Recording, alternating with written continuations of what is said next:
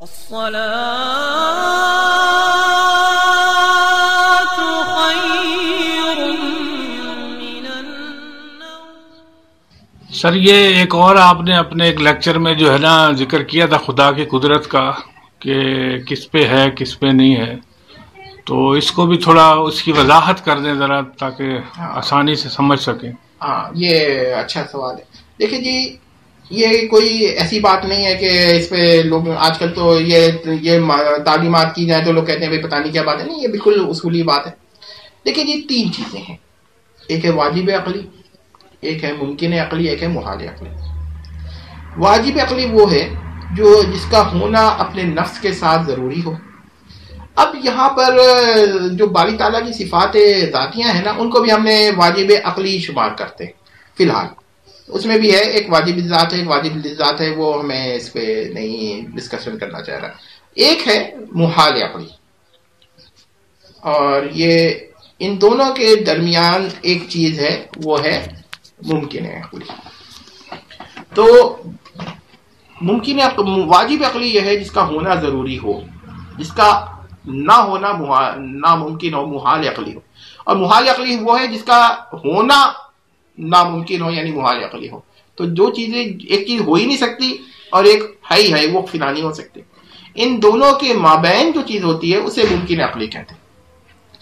اچھا جی، قدرت وہ صفت ہے باری تعالیٰ کی جو ممکنات عقلیہ میں ہے. ممکن عقلی ریشنل پاسبلٹی یا ریشنل کانٹیجنسی، اور اس کو بعض لوگ ایبسلوٹ کانٹیجنسی یا ایبسلوٹ پاسبلٹی بھی کہتے ہیں.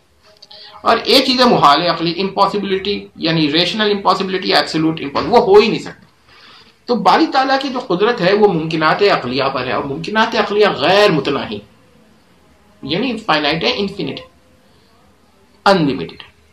تو اس حساب سے جو ہم کہتے ہیں اللہ قادر مطلق یعنی اومنیپوٹنٹ ہے، یعنی اس کی قدرت جو ہے وہ ہر شے پر ہے. تو اس شے سے مراد ممکن عقلی ہوتی، اس میں ذات صفات اور ذات باری شامل نہیں ہوتا، اور محال عقلی بھی شامل نہیں ہوتا. اب اس سے ہزاروں سوالات کے جواب نکل آتے ہیں کہ دیکھیے، اگر کوئی کہے اچھا بھائی اللہ تعالیٰ ہر شے پہ قادر ہے، یا قادر مطلق ہے، یا اومنیپوٹنٹ ہے، تو کیا اپنے کو مارنے پہ بھی قادر ہے؟ تو آپ کیا جواب دیں گے کہ بھائی خدا کا اپنے کو مارنا ہے محال عقلی ہے، تو ہم نے تو ممکنات پہ کہا ہے. اب آپ کہیں گے بھائی خدا تو ہر شے پہ قادر ہے، تو بھائی شے کا مطلب ہی ممکن عقلی پر ہے، شے کا مطلب ہی ممکن عقلی ہے. اور اگر آپ کہیں خدا قادر مطلق پھر کیا ہے، تو قادر مطلق کا ہی مطلب ہے کہ ہر ممکن عقلی پہ قادر ہے. ڈیفینیشن دیکھیں نا، تو یہ مطلب ہے. تو اگر کوئی یہ کہتا ہے خدا ہر شے پہ قادر نہیں ہے کیونکہ وہ محالات عقلیہ پہ قادر نہیں ہے، تو کہیں گے جب آپ نے کہا لفظ شے، تو یہاں شے کا معنی کیا لیا؟ وہ کہے گا بھائی شے کا معنی ہم نے نہیں بتائے گا، یا بتائے گا کہ محال عقلی ممکن عقلی، ہم کہیں گے یہ شے کا معنی یہاں پر ہے ہی نہیں. تو جس جگہ جو لفظ استعمال ہوتا ہے اس کے علماء نے معنی کا تعین بھی کر دیا. اب اس کی میں مثال دیتا ہوں کہ دیکھیے جی، جو چیز ممکن عقلی ہوتی ہے اس کی دو قسمیں ہیں. ایک ہے ممکن وقوعی، کچھ لوگ اسے واجب وقوعی بھی کہہ دیتے ہیں، ممکن وقوعی رکھیں. وہ ممکن وقوعی یہ ہے کہ جس پر اللہ قادر بھی ہو اور کرے بھی.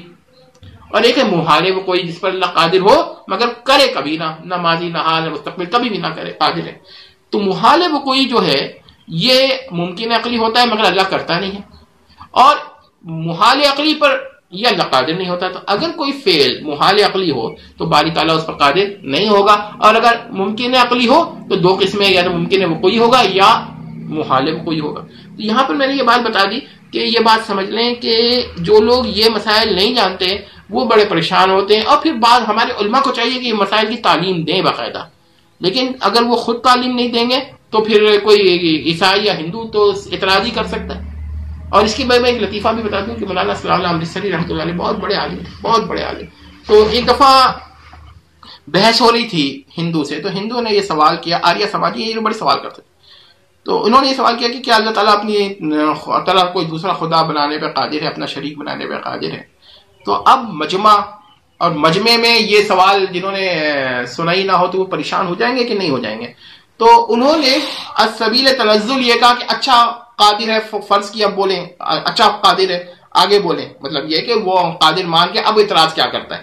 تو وہ ہندو نے تو خیر کیا نہیں کہ بہت سارے مسلمان علماء کھڑے ہو گئے کفر کا فتویٰ دینے کے لیے کہ بھائی یہ آپ نے کیسے کہہ دیا کہ بھائی اللہ قادر، تو محال عقلی ہے، اللہ تعالیٰ کا اپنے آپ پر قادر ہونا محال عقلی ہے، اسی طرح واجب عقلی پر قادر ہونا محال عقلی ہے، تو آپ نے کیسے کہہ دیا کہ تو وہ ایک بحث کے لیے کہا تھا. تو بھائی آپ پہلے عوام کو یہ سوال تو سمجھائیں.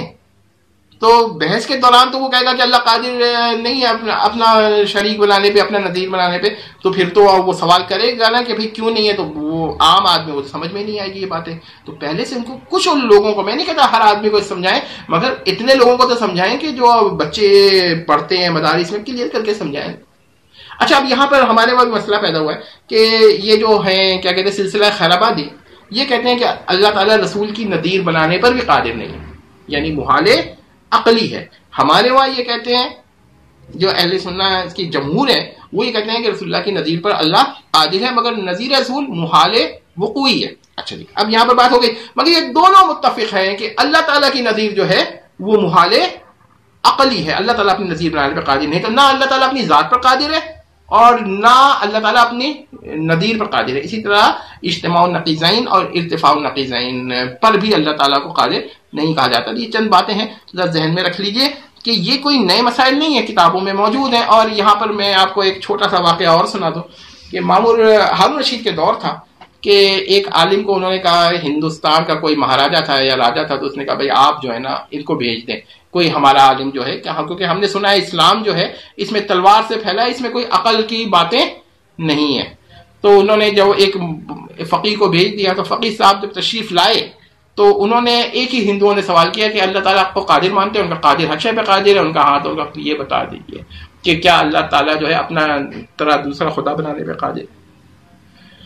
تو اس نے کہا بھائی اس کا تو ایسی باتیں ہمیں پسند نہیں ہے. تو انہوں نے لکھ کر دیا ہارون رشید کو کہ اس کا مطلب ہے اب اسلام میں عقلیات نہیں ہے، یہ تو بس ڈنڈے کے طور پہ یا تلوار کے طور پہ پھیل رہا ہے.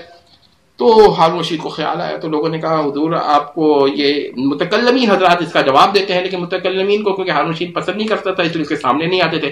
تو ایک کوئی چھوٹا بچہ آ گیا جو متکلمین کا تھا، تو انہوں نے کو پوچھا بھائی کہ آپ یہ مسئلہ، اس نے کہا یہ کون سا مسئلہ، تو ایسا سوال ہے جیسے کوئی کہ اللہ تعالیٰ اپنے کو جاہل کر سکتا ہے، صفات ذاتیہ ہیں اس کو ختم نہیں کر سکتا اللہ تعالیٰ اپنی. تو انہوں نے کہا یہی بچہ بھیج دو، کیونکہ وہ محال عقلی اور ممکن عقلی اور واجب عقلی کا بڑا تفصیلی جواب دیا ہوگا بچے نے، کیونکہ وہ بچہ چھوٹی اسٹیج میں پڑھ کے آیا تھا. ان کا یہ بچہ ہے، یہ بڑے بڑے ہندو پنڈت سے مناظر نہیں کر سکتا، کسی بڑے عالم کو بھیجے، کوئی بڑے متکلم کو. تو یہ علم کلام بڑا اہم ہے.